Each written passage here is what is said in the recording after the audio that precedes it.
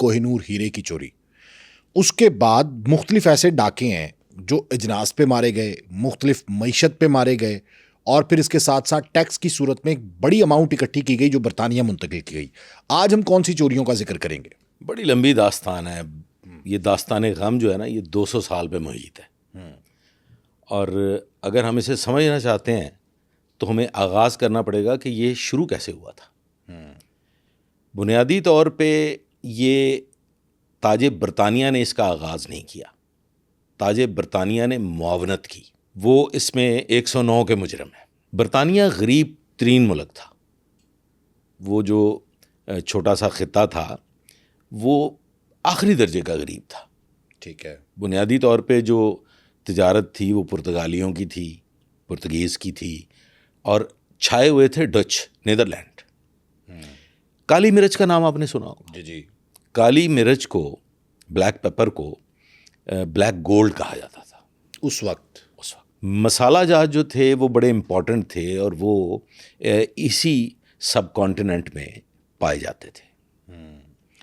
ایک کمپنی نے اس کا آغاز کیا. جو ڈکیتی کی پلاننگ ہوئی ہے وہ پلاننگ کی ہے 24 لوگوں نے, اور وہ 24 لوگوں نے کمپنی بنائی, ایسٹ انڈیا کمپنی.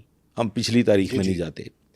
وہ مشورہ ہوا, ایک جگہ پہ میٹنگ ہوئی اور انہوں نے فیصلہ کیا کہ ڈچ چونکہ اپنی مرضی کی قیمت وصول کرتے ہیں, وہ تاجر تھے, ان کے پروفٹ میں کمی آتی تھی قیمتیں زیادہ ہونے کی وجہ سے.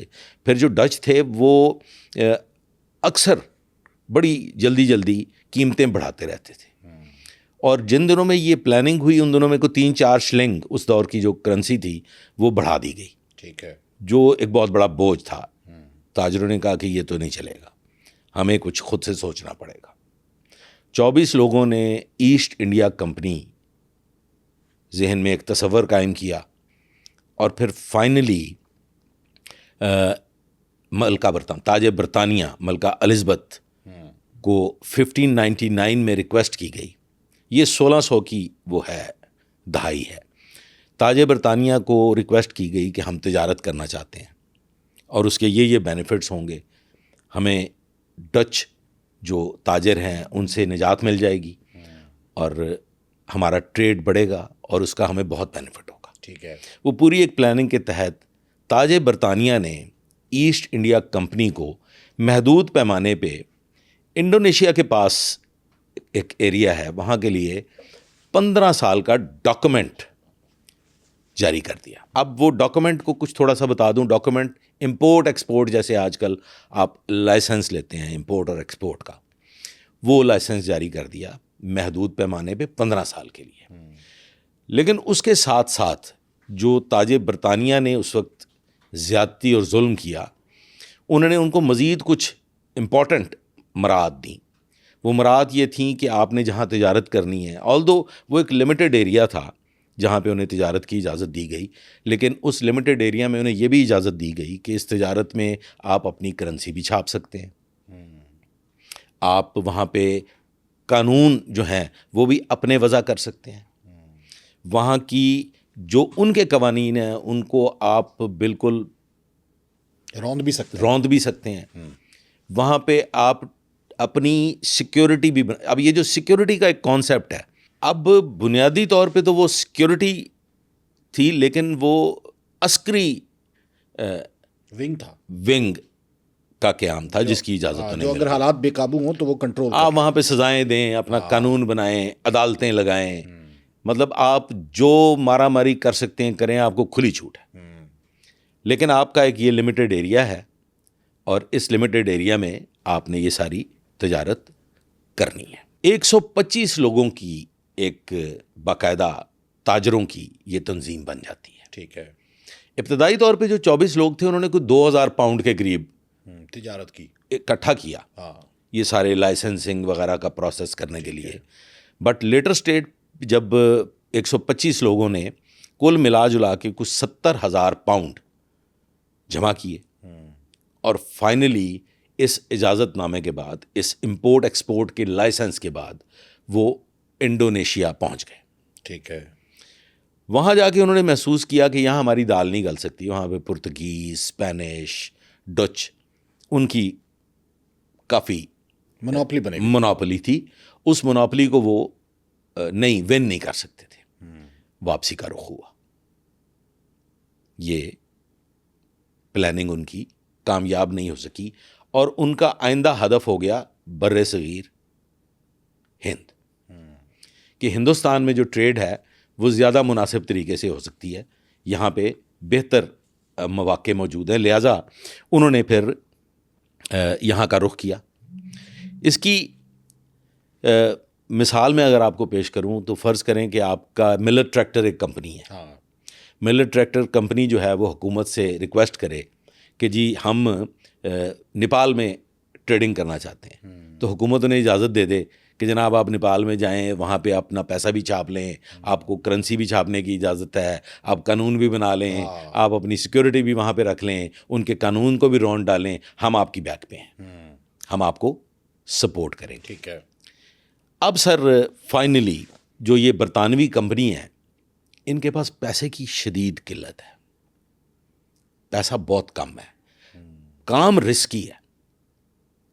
آپ نے ٹریڈنگ کرنی ہے اور ٹریڈنگ بھی جا کے دوسرے ملک میں کرنی ہے، اور اس کے لیے آپ کو جو فورسز چاہیے، جو آپ کو ایک پورا سسٹم چاہیے، انفراسٹرکچر پورا وہ چاہیے. انفراسٹرکچر جو پورا چاہیے. پھر یہ کیا ہوتا ہے جی کہ وہاں کی جیل سے یہ ملازم اپوائنٹ کرتے ہیں انگلینڈ. اچھا، جیل سے ملازم اپوائنٹ کرتے ہیں. جی ملازم اپوائنٹ کرتے ہیں.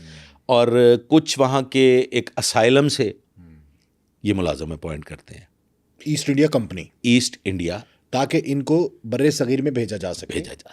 اچھا. چونکہ لیبر کی ضرورت ہے نا جی، اس کے بغیر کام نہیں چل سکتا. جی.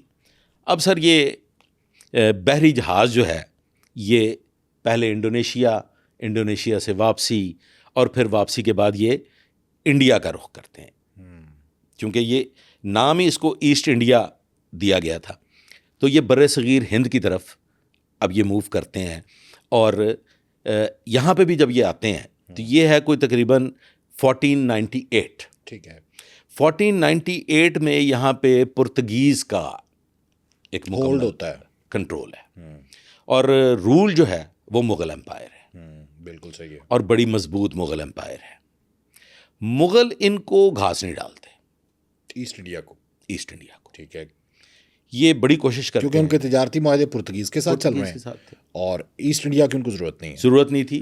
اور وہ یہ چاہتے بھی نہیں تھے کہ پرتگیز کو ناراض کیا جائے اور ان سے یہ تجارت چھین کے ایسٹ انڈیا کو دے دی جائے. اور مغل بنیادی طور پر یہ آگے جا کے ثابت بھی ہو جائے گا کہ مغل یہ بھی سمجھتے تھے کہ یہ جاہل لوگ ہیں، ایسٹ انڈیا کمپنی والے جاہل لوگ ہیں، ان کو تجارت نہیں آتی. نہیں، ان کو تجارت نہیں، یہ ویسے ہی جاہل ہیں، یہ بدو ہیں. اوکے. یہ کوئی عقل مند لوگ نہیں ہیں. ٹھیک ہے. مغل یہ سوچتے تھے، اور یہ بات درست بھی ہے. مغل کی جو پرابلم تھی وہ تھی عیش و عشرت. ہاں، سب سے بڑی پرابلم یہ تھی. اور اگر یہاں پہ ڈکیتی ہوئی ہے، آپ نے ایک لفظ سنا ہوگا، لوٹ. ہاں جی، لوٹ. یہ لوٹ کا جو ڈکشنری میں شامل ہوا ہے لفظ، یہ بھی ایسٹ انڈیا کمپنی کی لوٹ مار کی وجہ سے ہوا. اچھا. یہ ڈکشنری میں شامل ہی انہی ادوار میں ہوا ہے. یہ کوئی، اور یہ بر صغیر سے گیا ہے، اور یہ بر صغیر سے گیا ہے لوٹ. اور یہ ایک بڑی پلانڈ ڈکیتی کی نیت سے ہی بر صغیر ہند میں آئے تھے. بسیار کوشش کے باوجود مغل امپائر ان کو یہ اجازت نہیں دیتی. وہ قطعی طور پہ انہیں ود ان دا اسٹیٹ کاروبار کی اجازت نہیں دیتے. اب فیصلہ ہوتا ہے جناب کہ پھر کیا کیا جائے. تو جو ان کے تھنک ٹینکس تھے وہ یہ فیصلہ کرتے ہیں کہ آپ انٹرنلی نہ کریں، صورت کی حد تک محدود رہیں. جہاں پہ ان کا پہلا پڑاؤ ہوا تھا بھارت میں، یعنی کہ بر صغیر ہند میں جو پہلا پڑاؤ تھا وہ صورت ایک مقام ہے، وہاں ہوا تھا. اور ان کو یہ کہہ دیا گیا کہ آپ صورت کی حد تک محدود رہیں. صورت میں یہ پہنچے تھے 1608 میں. ٹھیک ہے. اور یہ پھر صورت کی حد تک محدود رہے.